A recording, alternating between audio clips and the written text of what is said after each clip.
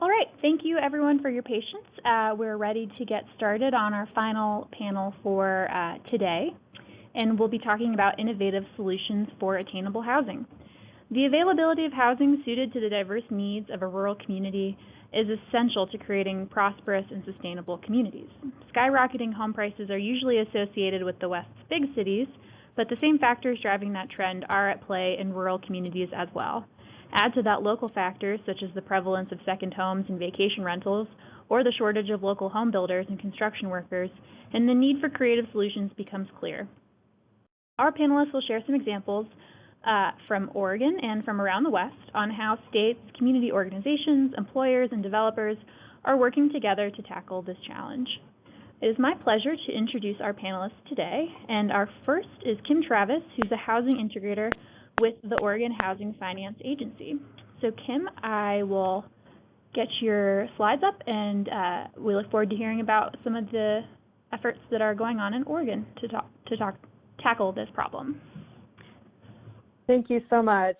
Thanks for inviting me to this great event, and it's exciting to be here and have the opportunity to share what we've been working on, and then to also learn about some other innovative approaches. There's certainly a lot of ways to tackle this issue, and not one size fits all.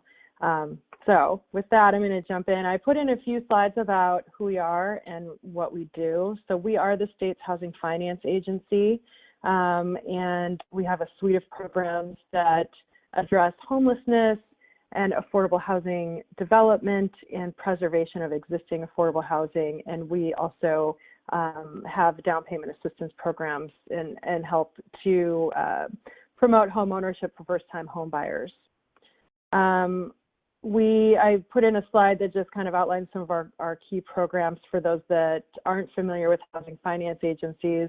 The biggest program that we administer really is the low-income housing tax credit.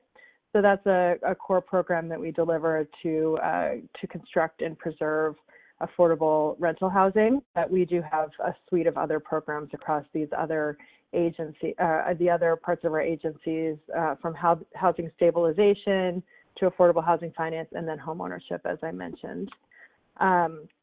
So as was mentioned in the introduction, my title is and we, a few years back, created this position, and the function really is to work across agencies and with communities to address these systemic issues. And housing is really foundational to improving health outcomes, safety outcomes, educational outcomes, economic outcomes. And so we have these positions called housing integrators, and our job is to integrate with these other systems and understand what other agencies have to offer in terms of programs related to housing, and how we can leverage these existing programs, or how we might modify and co-invest together. So that's my function. I work in the economic development area, and we have housing integrators that are working on health and housing, as well as working with our Department of Human Services around self-sufficiency programs and child welfare programs, and really, again, trying to understand the languages of these different systems and the resources that they have that we can partner with and leverage to improve outcomes overall. So with that, and in terms of working with economic development, we're very fortunate in Oregon with our structure called Regional Solutions, and this is an interagency collaboration that was established through executive order many years ago, and it's really focusing on economic and community development in regions throughout the state. As we know, one size doesn't, sorry, I need to advance that slide. As we know, one size doesn't fit all in terms of approaches to economic development and community development. And so this idea is that state agencies work together and we can respond to specific needs in regions and be a resource to leaders in those communities as they establish priorities in their local communities. So there are 5 core agencies that participate in regional solutions: housing, land use, economic development, transportation, and environmental quality. So we work together as core agencies to respond to these priorities that are established through local advisory committees. And so we heard from regional solutions teams, we heard from leaders statewide about the issues around workforce housing. And essentially, Governor Brown asked the regional solutions agency directors to collaborate to help figure out different approaches and strategies and solutions for this particular issue, in that workforce housing was not an area that my agency had focused on in the past, given our priority to focus on lower income and vulnerable populations. The idea of a middle housing and the need for middle housing was not something that our agency had been able to address due to the constraints on the existing resources. And so the idea is that how can we partner with these other agencies that are all involved in economic development, and we all maybe have different pieces that we can bring to this puzzle that we're trying to solve. So with that directive from Governor Brown, we formed this partnership, and we convened developers and employers to really try to understand the different facets involved with the lack of workforce housing. We did a request for information, first of all, to give us some baseline understanding, and we got a lot of responses that varied from land use and land availability to, sort of market dysfunction and lack of developers, and many of the things that Lauren said in the introduction to this topic. So we wanted to try to put together a process that we could pick some pilots and learn about these different facets. We did have a lot of response to a small amount of money that we were able to put together as state agencies. We had 31 applications, and really worked with the regional solutions teams to figure out how we best select projects that will help us learn more about the issue and try to find solutions that we could scale up more broadly. So we were able to come up with $1.8 million collaboratively through the agencies that we worked with, and we were able to fund 5 projects. I'm going to go through those very briefly. Oops, I skipped. So one of the pilot projects is in the Willamette Valley. It's basically between Portland and Salem on I-5, and it's a small, very small city, population of 1,000, with a great employer, GK Machine, and they do a lot of work to support the agri businesses in the region. So this small town, this project had a lot of different facets. So we wanted to learn about all these different pieces in helping a small community grow in order to have the workforce housed near this employer, because they were losing employees after about 18 months. So they would invest in training, and then they were finding that after about 18 months that employees were moving on because they didn't want to do the commute anymore. So they needed to do an urban growth boundary expansion to get the land that they needed. They need to upgrade their wastewater and water treatment systems. And they're doing all of this in partnership with the company, GK Machine. So it's a very solid partnership and an employer that's really invested in the long term in this community.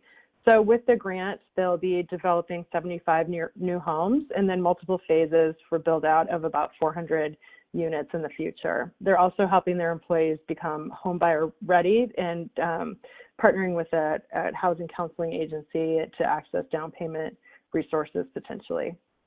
The next pilot project is on the coast in Pacific City, and many of our coastal towns have a lot of homes that are in vacation rental or second homes.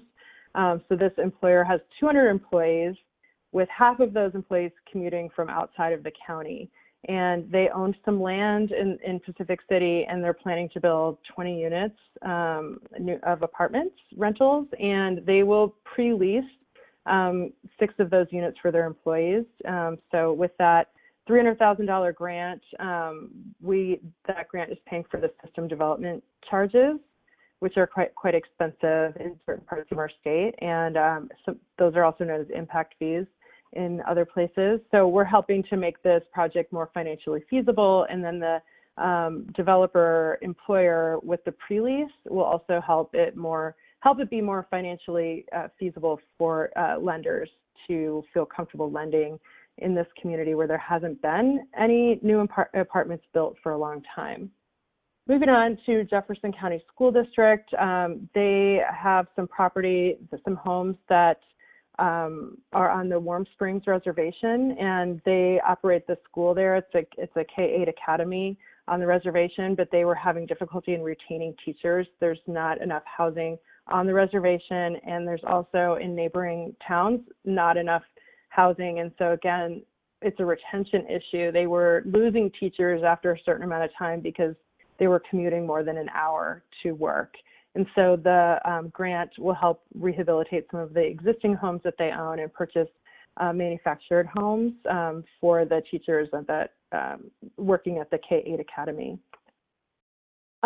We had another project on the coast, and this is related to a land trust model, and I know we're going to hear about that more in detail, but essentially this is helping to get home owners into existing housing stock and then maintaining that affordability for the long term through the land trust. And so, and it also has partnerships with the county and two major cities. It's Lincoln County on the coast. So also, you know, really a lot of issues with the second vacation homes and not a lot of development for first-time home buyers. So this was interesting to see, and they've helped fund 8 new home buyers out there, some teachers, some county essential services staff are also into homes now, and so it was a great process to get them into these new homes. Finally, I've been talking a lot, I'm going to go fast. This last project is really about a housing roadmap for a very small, very rural community that really needed to understand how to jumpstart depressed housing markets. So this was more of a planning grant to really look at the total population for the county is 7,000, and it's hours from major cities. And so it was really just looking at how do we do better planning to help these very small communities address their housing issues. And I think that and the last thing essentially is that we were allocated $5 million from this last legislative session to create a new program, and we're going to be learning from the pilot projects and developing this new program. So we're excited about that opportunity, and we should have more information about that in this year. So I think that was all I had. Thank you.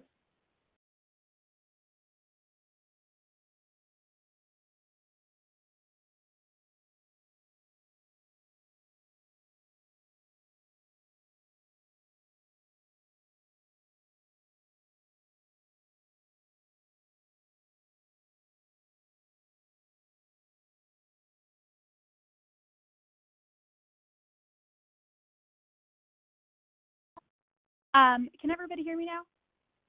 Anybody? I can. Okay, good. Sorry about that. Our landline here at WGA just dropped. I don't know if it's because we're having a huge snowstorm and it's been blizzarding the whole time that we've been on the phone, so that might be why. But thank you very much, Kim. That was wonderful. I think I only missed the last project you were talking about. So next we'll go to Hermina Harold and Kristen King-Reese. I think we got your audio figured out, Kristen, both with Montana Trust, to talk a little bit about the community land trust model in general, and also how they're working to address some of the housing issues in Montana. So take it away. Thank you. This is Hermina Harold. Thanks for having us on this summit, and I do wish we could be there in person as well. But I'm the director of Trust Montana, and we are a statewide community land trust, and we work to preserve land for affordable housing as well as affordable farmland and commercial space. We can also do historic preservation and open space, depending on what communities need. But our overall goal is to ensure that land is accessible for communities for vital things that they might need. So our mission is to promote community land trusts and hold land in trust to facilitate workforce housing, farmland affordability, and the preservation of vital community assets that keep rural and urban areas livable. So we were established back in 2010 after a statewide feasibility study found that a lot of rural areas needed permanently affordable housing, but that the capacity in those communities wasn't built up enough for them to actually have their own community land trust. And so Trust Montana was started as a way to provide that stock of permanently affordable home ownership units that is needed. The way that a community land trust works is that we separate the land from the housing or the improvements. The homeowners, businesses, or farmers purchase the improvements, but not the land. And then Trust Montana holds the land in perpetuity, and in our case, enters into ground leases with the owners of the improvements for 75-year terms. A lot of states can do 99-year leases, but in Montana, you can only do 75-year leases unless you're the state of Montana. So what we do, we hold the land permanently. This keeps the value of the land out of the purchase price for whoever's purchasing the improvements. We have to ensure that there's some amount of subsidy invested in the project to begin with to bring the initial price down. And we work with partners to do that. And then we enter into those ground leases. And those are inheritable and renewable. And the main purpose is to cap the equity to ensure that the buildings are sold at an affordable price into the future.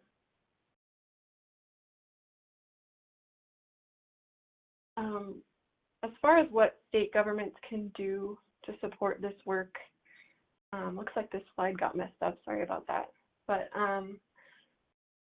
we can always use more advocacy for community land trust funding that can be used to help us acquire land.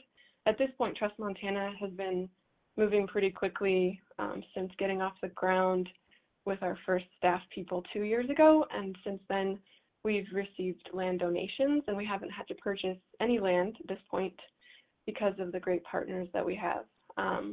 But at some point we need to be able to purchase land, place it in trust, and work with partners to develop homes. We also need more education about the community land trust model statewide. We're a really large state and we have 1 million people, just a little over 1 million now. And we're getting the word out pretty quickly at this point because of the lack of affordable housing. A lot of people are realizing that this is a great model, but education is huge for us. We always have to make sure that existing funding pools are accessible to CLT organizations, and a big part of that is HUD funding.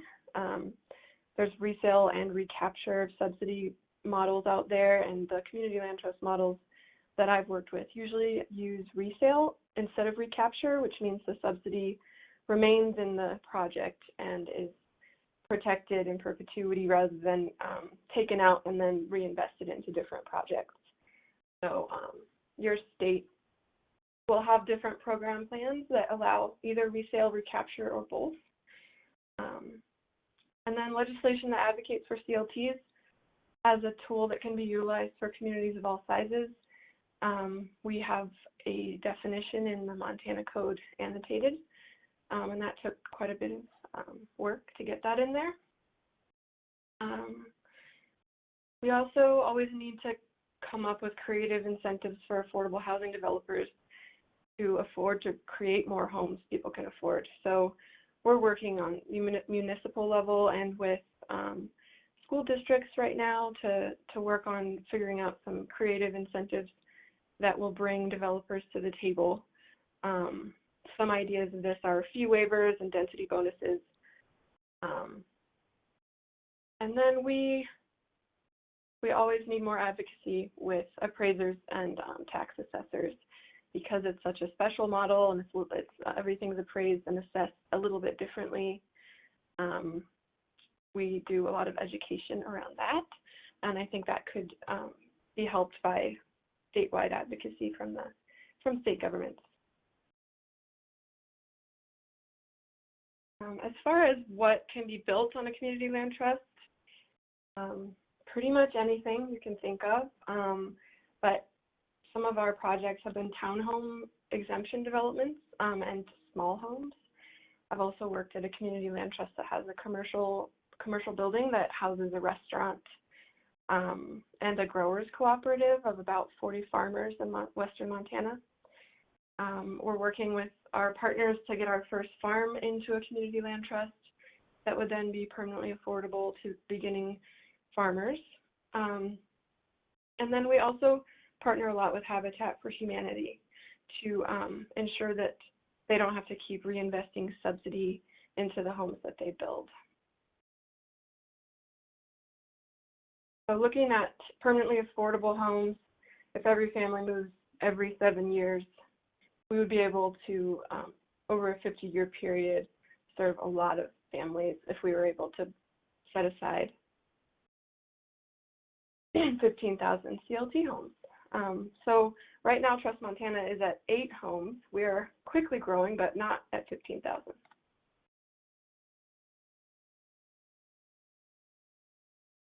Montana has a lot of community land trust homes, and we're growing pretty rapidly.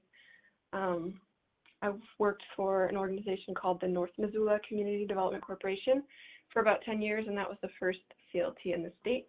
And they have been running for 20 years and have never had to resubsidize any of their 53 homes. Those homes are still selling for anywhere from $50,000 to $100,000 below market price.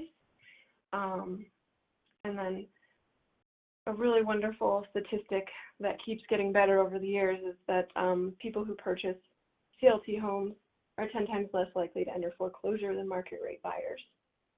And that's because their mortgages are more affordable, but also because the community land trust is available to support them in times of trouble and help them get out of a home if they need to sell it quickly, or help them negotiate with their lender if they need some time. I'll just show you some photos of some of the projects around Montana. This is our first home in Red Lodge, which is a resort community that has needed affordable housing for a long time, and actually Trust Montana was birthed out of their need for affordable housing. Our partner, Red Lodge Area Community Foundation, developed the home, and we own the land under it and will ensure that it stays permanently affordable. It's available to people who earn 120% AMI or below. Montana Street Homes is a 6-unit project of small homes, and this is available to people who earn 80% of area median income. These are small homes that are 2-bedroom, 2-bath. And then some of these are not our homes, but good examples of what can be built. So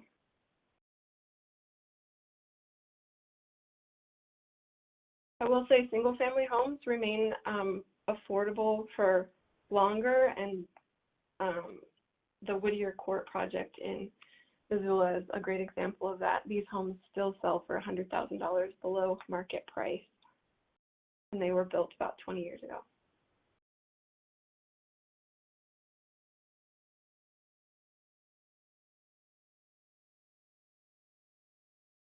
The Kalispell CLT, Northwest Montana CLT, used neighborhood stabilization program funds to purchase homes back during the last recession and refurbish them and sell them as permanently affordable homes. And this is that commercial building I was talking to you about, Burn Street Center.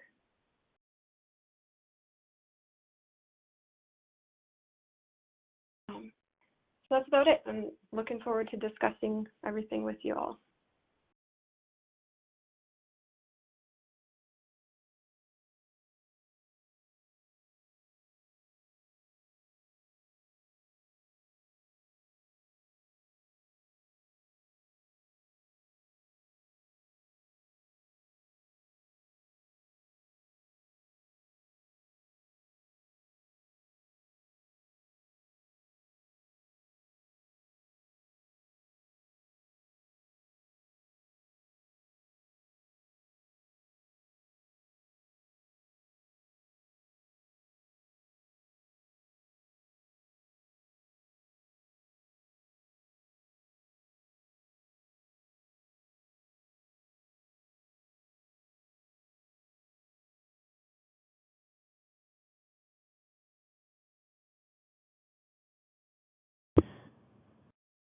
Okay, sorry about that. I thought I was unmuted and I was not. So Miles, if you're ready to get going,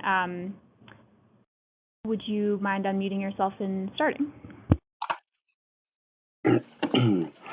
Sure, thanks for having me. My name is Miles Nowlin. I work with the Northwest Cooperative Development Center in Olympia, Washington. We do general co-op development around the three-state region, Oregon, Idaho, Washington. About half of the work we do is focused on rural co-op development.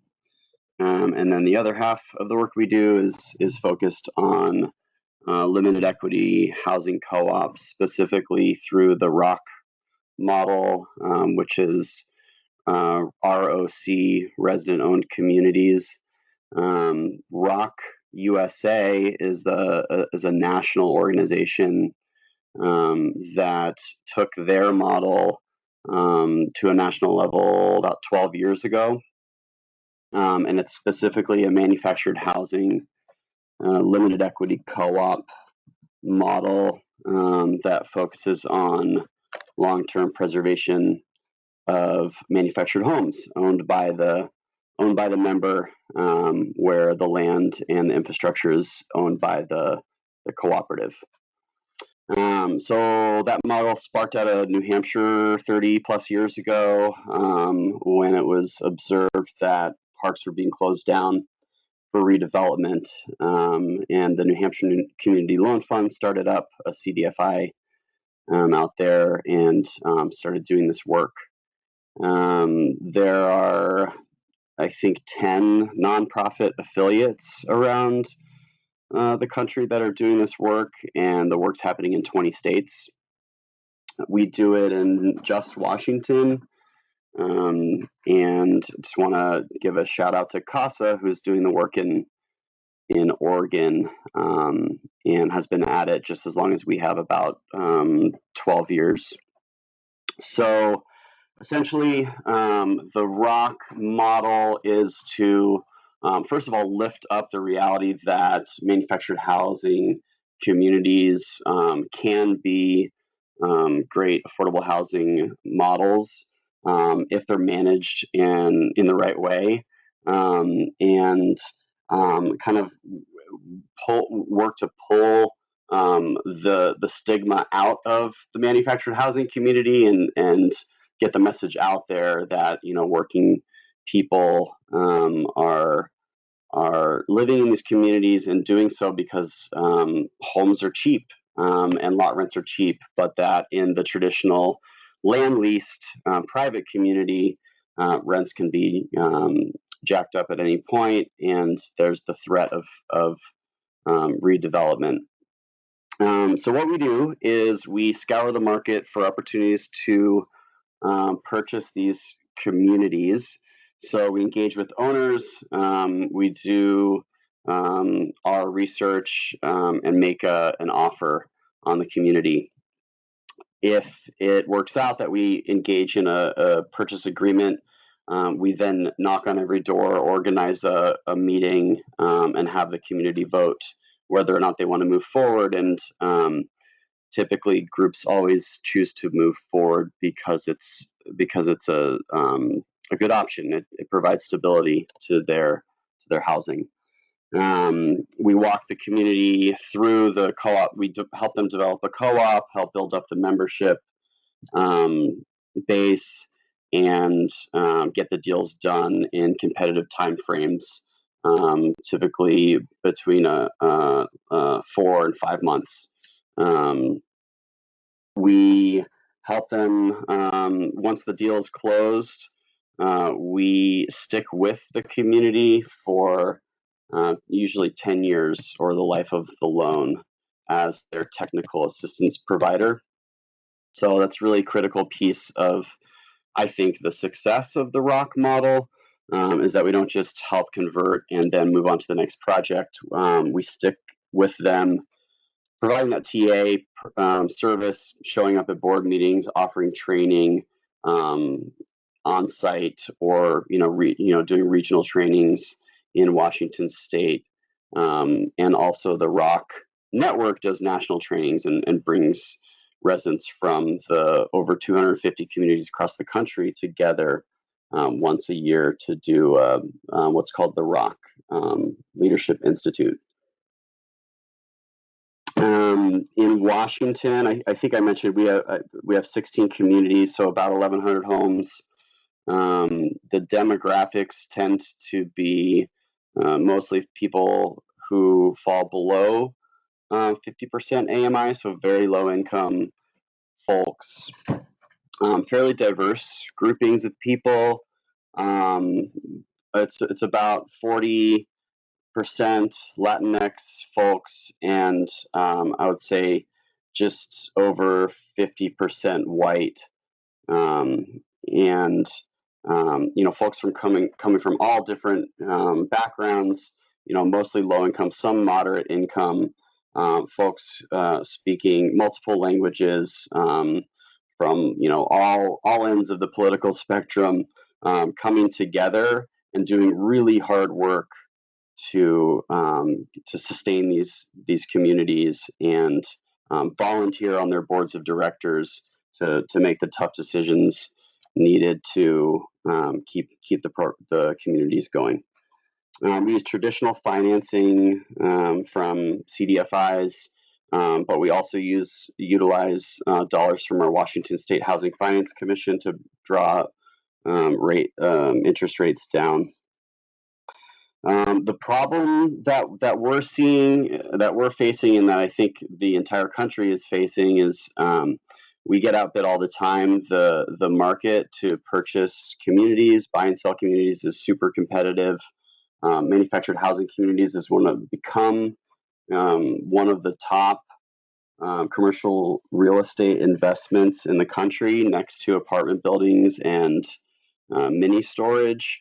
And so in recent years, we're seeing a lot more equity investment firms buying up properties with really high returns that are based on rent increases and the potential to redevelop down the road, which is tragic. We're seeing a community in SeaTac right now slated to be redeveloped in June. 3-year legal battle, mostly Latinx migrant workers being displaced from their homes. So the ROC model, if we can win that bid and preserve the community, there are long-term preservation clauses built into their articles. So it's not a land trust model, but the concept is long-term preservation in perpetuity. So that being said, there is definitely work to be done at an advocacy level to scale up. Right now, we do about anywhere between 1 and 3 conversions a year. And we know that there's so much more work to be done, given that there's 1,500 communities across the state, and we've only preserved 16. It's a great accomplishment, but we really want to keep doing this good work to see these communities preserved. So the work that we've done has been in the last year's Washington State legislative session and this year's session. Last year, we worked in stakeholder groups to secure another 10 years of real estate excess tax exemption for park owners selling to their residents or to nonprofits. We also secured property tax exemptions for ROCs in Washington State, proportionate to the amount of very low-income people that are living there. So that was our first try at advocacy, and it went really well. And we did go that stakeholder route. We did work alongside residents and also owners to move these bills forward that were agreeable with all parties. This year we went back and we pushed for a opportunity to purchase bill, which was against the grain of the property owners in almost every way, but very much in line with the interests of residents who live land leased parks who feel the insecurity every day. And the bill got really far, but at the end never got a vote, so we'll be back next session. Those opportunity to purchase laws, similar to a right of first refusal, they give residents time to respond, do some due diligence, enter into good faith negotiations, and make an offer. Some of those laws, like in Massachusetts, go even further, and they give those residents a right of first refusal, or sorry, those resident organizations, either a co-op or a homeowners association, a right of first refusal, meaning that if they can match the bid, they win it. So really important work. Opportunity to purchase bills are not a new thing. They've been in place in the Northeast, New Hampshire, Vermont, Massachusetts for decades. And really trying to get the word out there that if we can secure this kind of legislation, it will drastically scale up the opportunity to preserve and improve manufactured housing communities.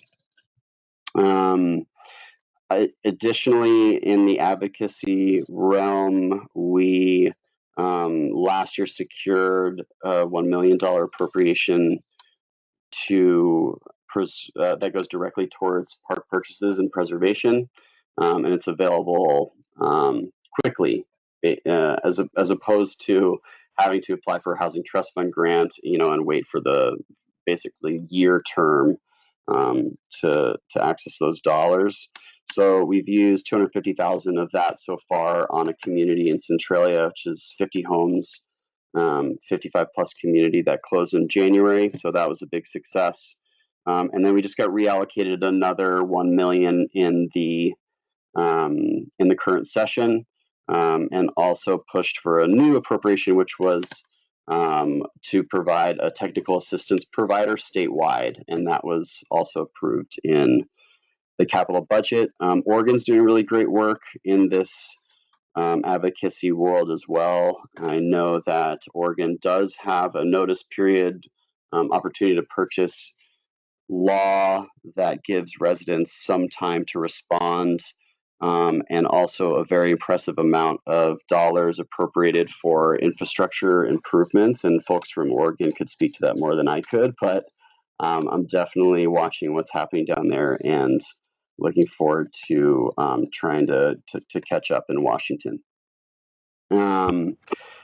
Additionally, infill, home repair, and replace, to me, is a big gap in the program. And so we were just awarded our first $500,000 grant from Housing Trust Fund to build up a revolving loan fund to replace homes.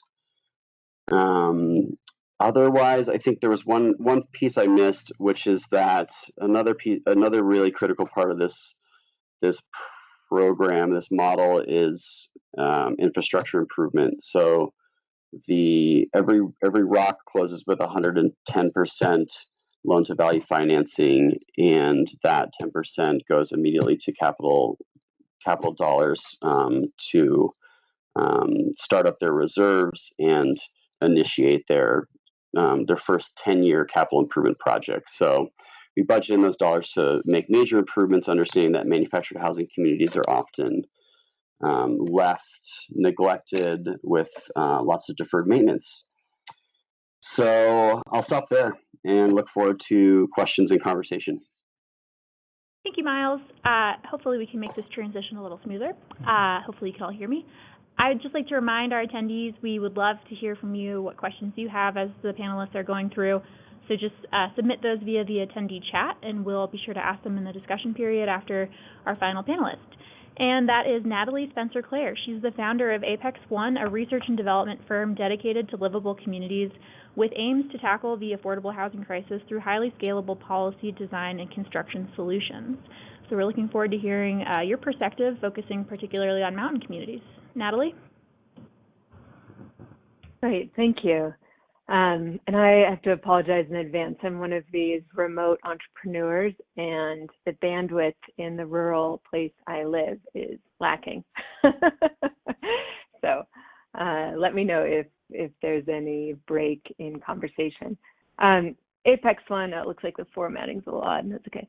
Apex One we built after I worked for 15 years in North Africa and Asia as a remote systems architect in water, food, and building systems, and was born in and raised from, sorry, I'm just looking at this. Is that all okay? Yeah, okay. Was born and raised in Idaho, so I'm back in Idaho, and I started this company as an answer to my own challenges and a lot of my peer challenges, which were, we have these incredible working professionals scattered all over the American West, most of which are in proximity to resort communities. I'm outside of Sun Valley, Idaho.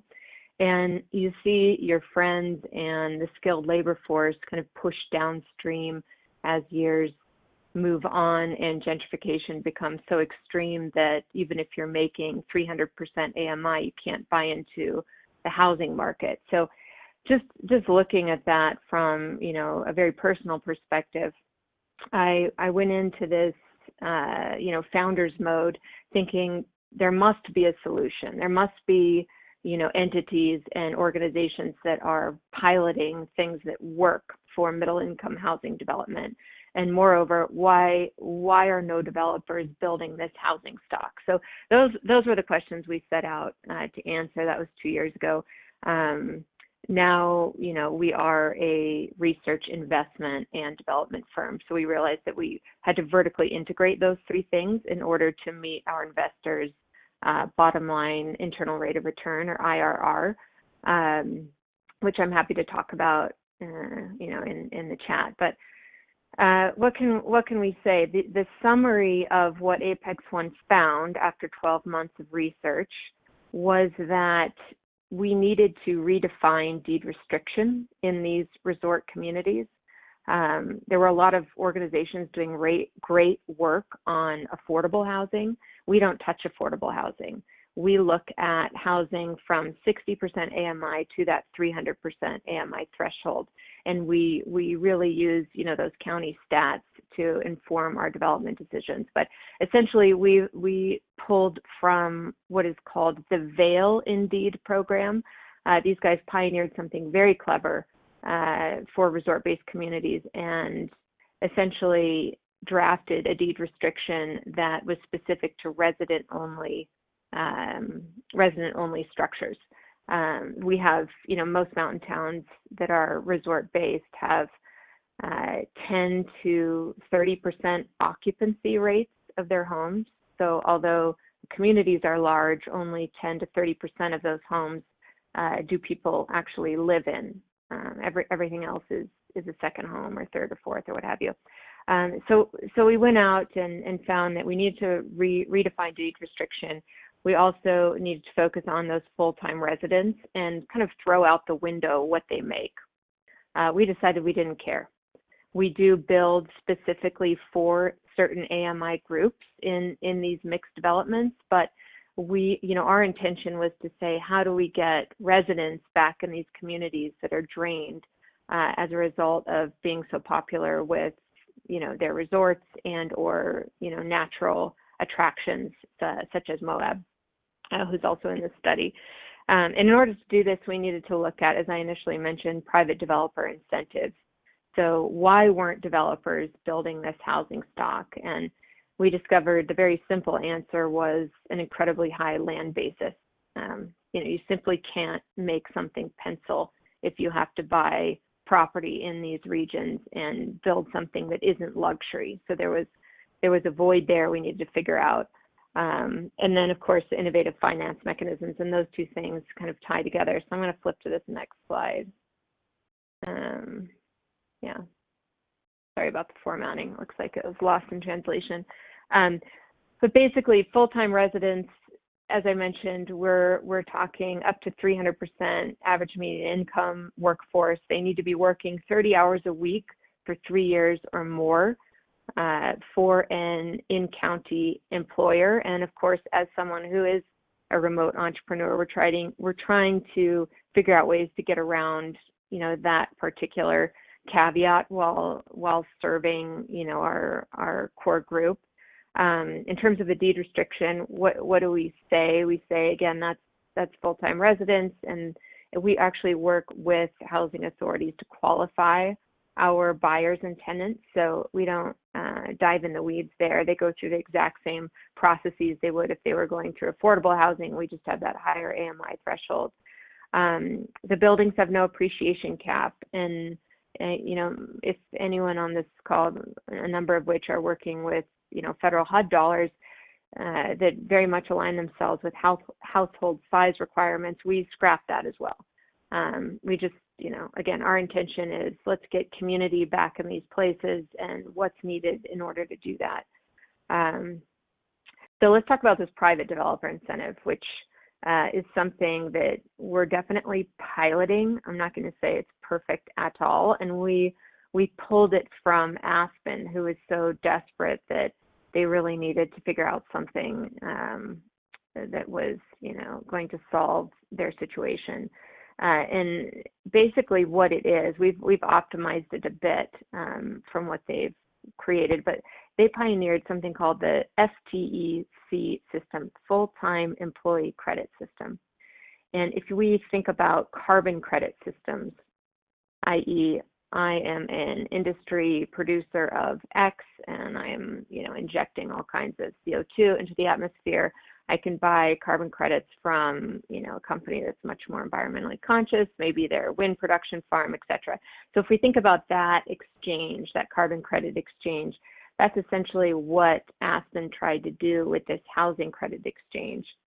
And as I mentioned, we've optimized this a bit, so it's actually working. But in short, if I am a private developer and I build 400 square feet of full-time resident housing, I earn a credit. So whether that unit is 1,800 square feet or a micro unit of 500 square feet, whatever it is, every 400 square feet of that structure, I earn a credit. And that credit is worth a dollar value. The challenge, and again, we won't go into this right now, but there are challenges around establishing what that dollar value is. What we did in mountain communities, most mountain resort-based communities have a very strict and high fee in lieu system. So if a hotel developer comes in, the city is going to say, okay, for X, Y, and Z, you need to give us $5 million in the bank to offset housing, sidewalks, et cetera, everything under the sun. That capital is rarely used efficiently and or for purposes that it was thought out to address. So we basically say, okay, let's scrap this fee and lieu system. And instead what happens is if we develop, for example, a housing community, let's say there's, we'll just use the one-to-one example. So per that 400 square feet, a hotel developer then comes into these mountain communities and they can buy from us at a pre-established price a credit that basically subsidizes our bottom line. So it works exactly like a carbon credit. And so far, again, that's tied to the existing fee and lieu structures, so it works. In downstream communities where people are actually, living in these resort towns, the fee in lieu is not as high, so it doesn't work as well. So this is, again, a very fresh idea that we're trying to figure out.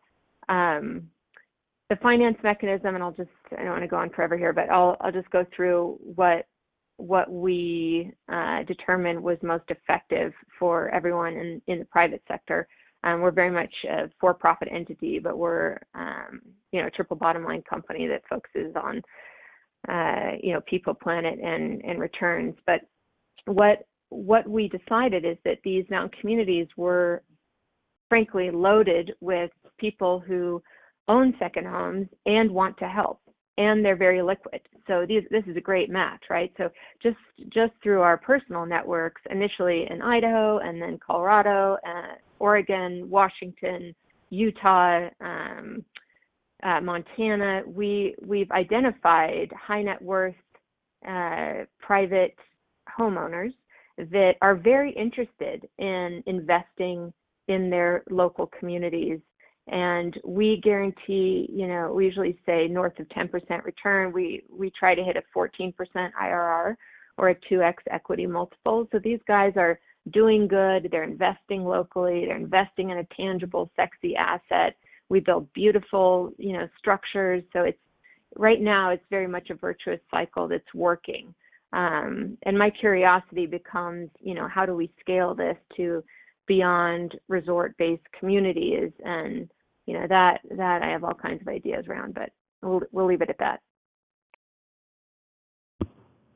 Well, thank you, Natalie. That was really fascinating. So we've gotten a couple questions in through the chat, and I'll just remind everyone again, you're welcome to submit questions if you have them. The first that we have is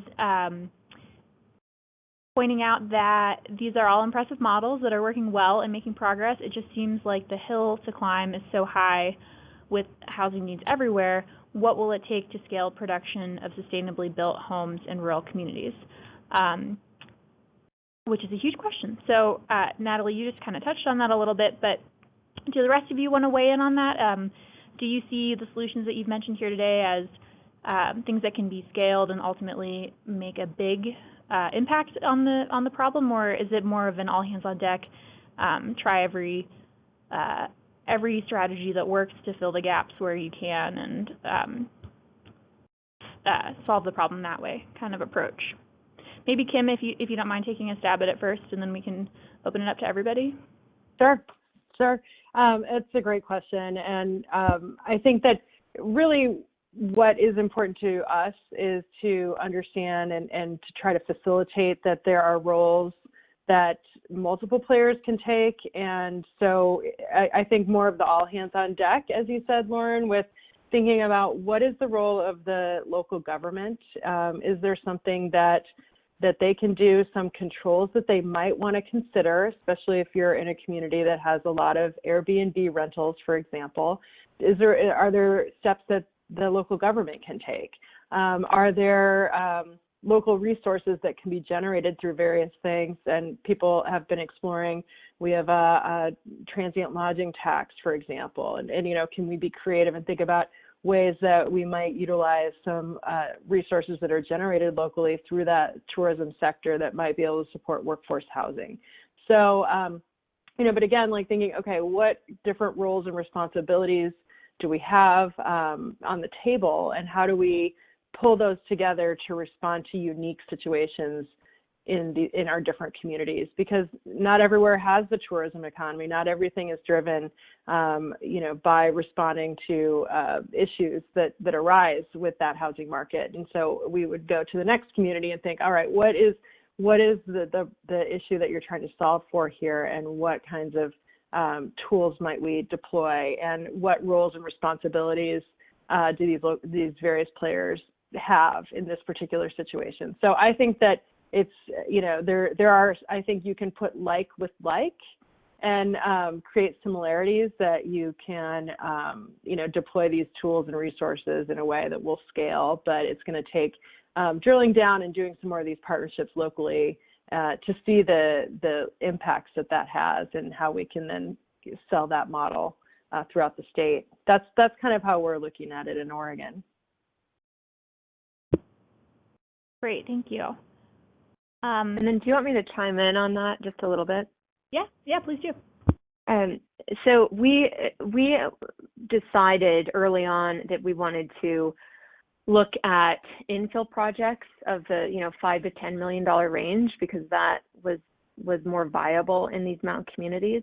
And what we found, which is very interesting, at least to me, because this wasn't my industry background initially, was that investors are, of course, doing the same due diligence for a $5 million project as they are with a $20 million project. So they don't care about the $5 to $10 million projects. They only want these larger projects.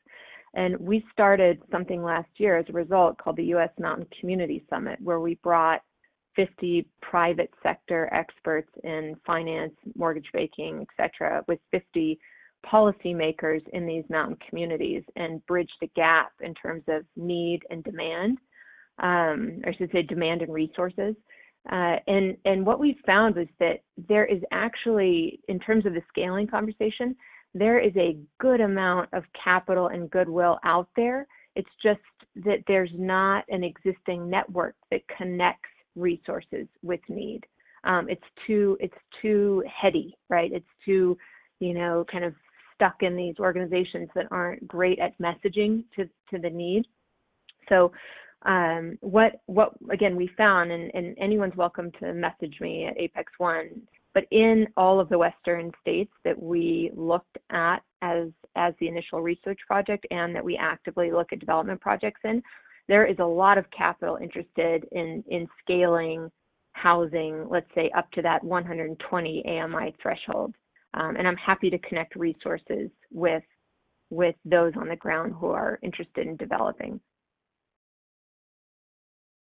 Hi, can you hear me? Yep. Could you just identify yourself before you go?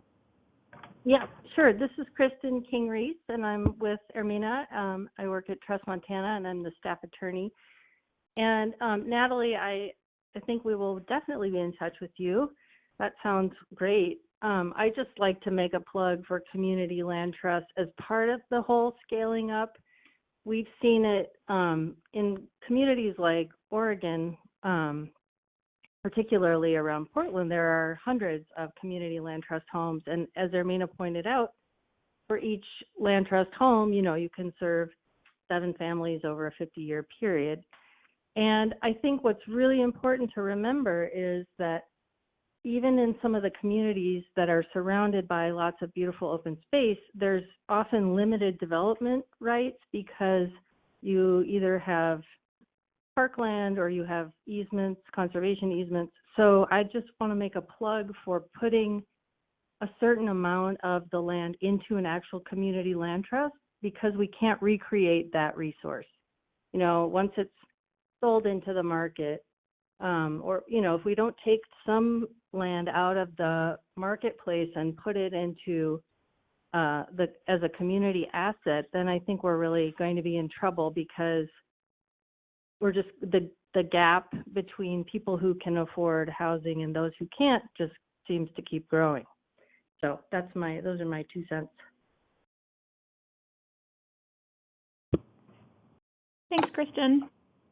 I can chime in on this briefly. Please. This is Miles from the Northwest Cooperative Development Center. I think the messaging around preservation, long-term preservation, whether it's land trust, forms of preservation or co-op forms of preservation, needs to just be synced up and succinct to our policymakers, not just at the state level, but at the municipality level, in that it is one of the most affordable ways to assure that these forms of housing, whether it's multifamily or manufactured housing community, can maintain and be preserved long term. The resident community model to preserve one unit is about 1/5 of the cost to build a new unit. And the fact that land trust and co-ops are preserving in perpetuity gives a sense of guarantee to make sure that those communities aren't just flipped to the next investor, but that they maintain as units for long term. Also, that they give folks an opportunity to build equity, and that there's lots of ways that governments can be involved. And we're just starting to scratch the surface, especially on the West Coast, where the co-op movement hasn't been quite as prominent and maybe less valued historically than on the East Coast. And then really quickly, I would say that municipalities can take really robust actions with opportunity to purchase laws, and community cities like New York, Berkeley, Oakland, San Francisco are all doing research on robust opportunity to purchase laws to preserve apartments and single family that already exists, as was done by DC 35 years ago, but the technical assistance wasn't built in, and things just weren't necessarily lined up to really streamline transferring affordable housing or even market rate housing from private investment into resident owned.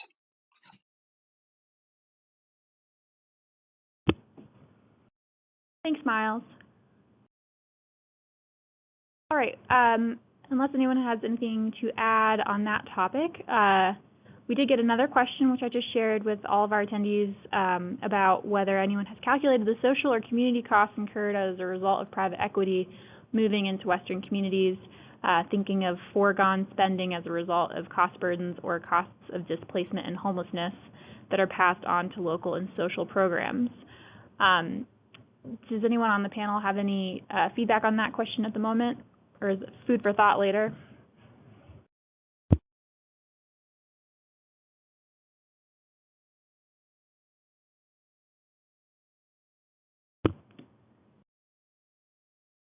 All right.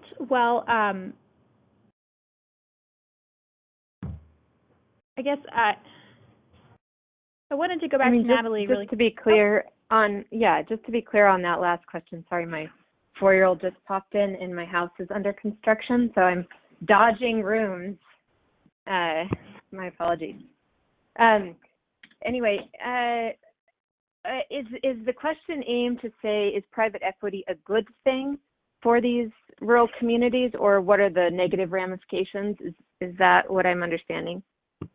I think so. I think in reference to the comment that Miles made that private equity, or that, I'm sorry,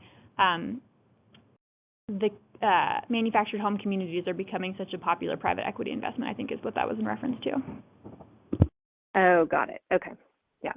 That's just a bottom line conversation, right? They're a killer investment, which is, I'm sure that is there. It's incredible that organizations such as Miles exist, because I have heard from colleagues that it is one of the hottest places to invest. So yes, I fully support keeping that housing stock available to those community members who need it. This is Miles. I appreciate the question, and I appreciate you sharing the resource of Shift Research in Denver. I don't have that kind of data, but I'll definitely look that up, and then I'll refer you to a recent Financial Times article that came out about 3 or 4 weeks ago. I don't have the title in front of me, but if you Google Financial Times manufactured housing, it goes in depth into the equity investment boom in manufactured housing and the threat that it poses on manufactured housing communities, and highlights a rock in Oregon, actually, that CASA preserved recently.